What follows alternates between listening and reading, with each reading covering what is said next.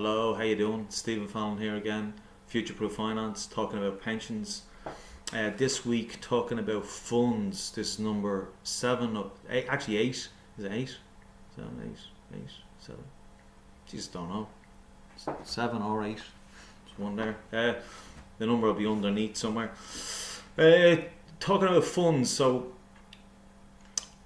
underlying in what you're investing generally with a life insurance company, it'll be invested in a fund, which is a collective investment vehicle, and using the economy of scale keeps the charges down, so you'll get a lot of money going into one of these things. Going back through the history, pre me being in the industry, the fashion at the time was with profit funds. Now some of these are still in existence now. I come across them, and to move them there's penalties. You can't actually do anything with them, and there's no profits with them. And sometimes you just have to let them sit their course. So that was a fashion going back.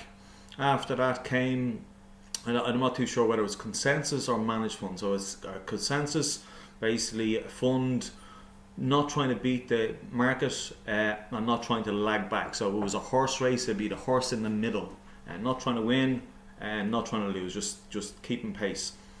Managed fund, that's in around the same time I think both of them came out, and the managed fund is it's funny because it was sold as a kind of measured risk. More often than not, it was medium to high risk. So on a scale of 1 to 7, it'd be about a 5. Even though it was kind of touted as a 4, which it wasn't.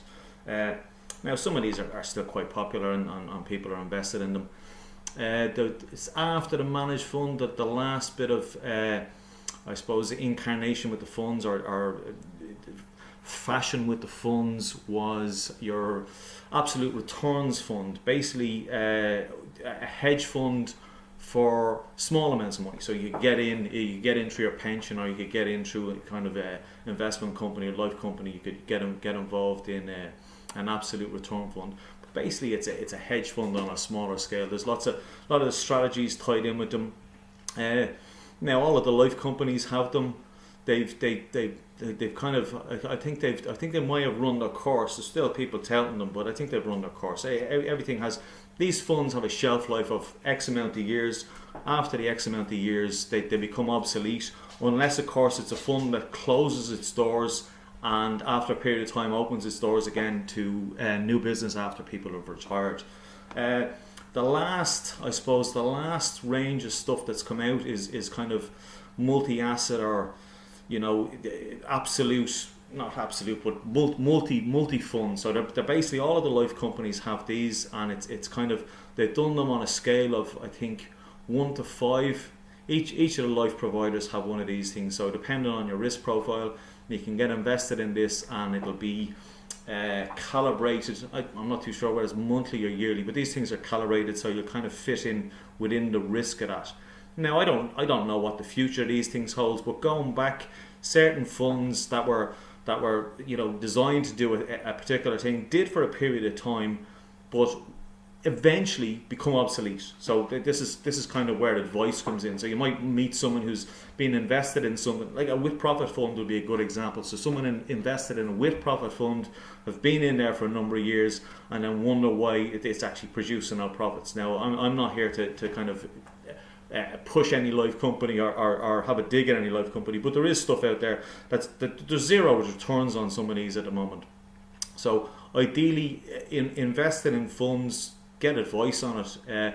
Now all of the funds within all of the life companies they're in the public domain. Just takes a little bit of savvy to go into the particular life company and look down. You can see the performance of all of these things by clicking on their main website, going into funds. There's fund calculators there giving you the last year to date, the last 3 months, the last 6 months, the last kind of 3 years, 5 years, on the performance of these things, so you can actually see the history. Now, history isn't an indication of what's going to happen in the future, but it'll give you a guide, so you can have all of that stuff is in the public domain. Going back before, I think advisors felt it was a good idea to keep their cards close to their chest, but we're in a different, we're in an information-based society now, so we have access to all this information, you know. Any questions on any of these things, or if you're in funds that you want to get some advice on, the website's www.futureprooffinance.ie. See you all again soon. Bye bye.